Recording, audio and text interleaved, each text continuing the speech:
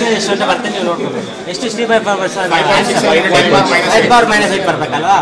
So in this experiment ಇವಾಗ top button, ಈ top button ಅಲ್ಲಿ got one heating coil is there. You fill the water up to finger tip level. Okay, level ವರೆಗೂ tip ಮಾಡಿ. Heating coil ಇದೆ, you come here, switch on. That water will be heating now. Water will be heating at certain temperature. ನೀವು 100 ತಗೋಬಹುದು, 80 temperature ತಗೋಬಹುದು. That is T1 temperature. T1 temperature 1.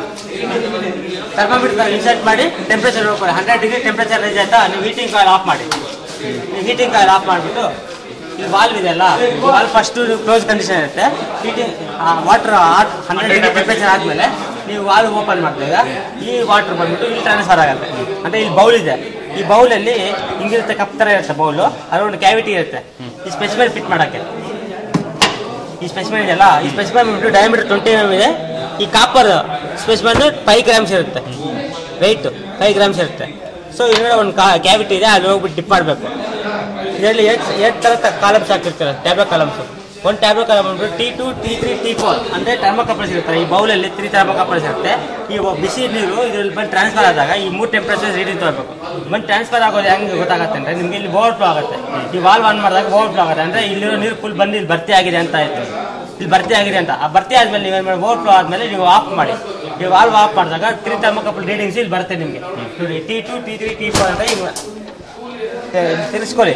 3 temperature ತೋರಿಸುತ್ತೆ thermocouple readings. 3 thermocouple reading ತಗೊಳ್ತಾರೆ. 69, 70, 71 ಬರುತ್ತೆ ಆ 3 reading, ಆಯಿತಾ. Next T5 ತೊಗೋಬೇಕು ಅಂದಾಗ ಈ ಸ್ಪೆಸಿಮನ್ ಇದೆಯಲ್ಲ, ಈ ಸ್ಪೆಸಿಮನ್ ಇದರಲ್ಲಿ ಇನ್ಸರ್ಟ್ ಮಾಡ್ತಾರೆ. 20 mm ಡಯಾಮೀಟರಲ್ಲಿ ಇನ್ಸರ್ಟ್ ಮಾಡ್ತಾರೆ. ಇನ್ಸರ್ಟ್ ಮಾಡಿಬಿಟ್ಟು T5 ಸ್ಟೇಷನಲ್ಲಿ ಹಾಕೊಳ್ಳಿ. 0 to 5 ಸೆಕೆಂಡ್ಸ್ಗೆ ಎಷ್ಟು ಟೆಂಪರೇಚರ್ ತೋರಿಸುತ್ತೆ, 5 to 10 ಸೆಕೆಂಡ್ಸ್ಗೆ ಎಷ್ಟು ಟೆಂಪರೇಚರ್ ತೋರಿಸುತ್ತೆ. ಎವ್ರಿ 5 ಸೆಕೆಂಡ್ಸ್ಗೆ ಗ್ಯಾಪ್ ಕೊಟ್ಟಾಗ ಟೆಂಪರೇಚರ್ 0.2 ರೈಸ್ ಆಗುತ್ತೆ. ಫಾರ್ ಎಕ್ಸಾಂಪಲ್ 39 ಇತ್ತು ಅಂದರೆ ಅದೇನಾಗುತ್ತೆ ಅಂದರೆ, ಈ ಕಾಪರ್ ಇದೆ, ಈ ಕಾಪರು ಹೀಟ್ನ ಅಬ್ಸರ್ವ್ ಮಾಡ್ಕೊಳ್ಳೋದು.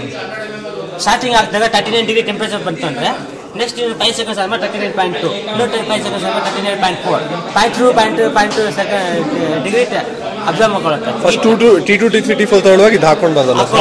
T5 ತಗೊಳ್ಬೇಕಾದ್ರೆ ಇದು ಇನ್ಸರ್ಟ್ ಮಾಡ್ಕೊಂಡು T5 ಹಾಕೊಂಡು ಎವ್ರಿ 5 ಸೆಕೆಂಡ್ಸ್ ಗ್ಯಾಪ್ಗೆ ನೀವು ಟೆಂಪರೇಚರ್ ಏನು ಬರುತ್ತೆ ಅದನ್ನು ನೀವು ನೋಟ್ ಮಾಡ್ಕೋಬೇಕು, ಆಯಿತಾ. ನಿಮಗೆ dt/dx ಗ್ರಾಫ್ ಬರುತ್ತಲ್ಲ, ಗ್ರಾಫಲ್ಲಿ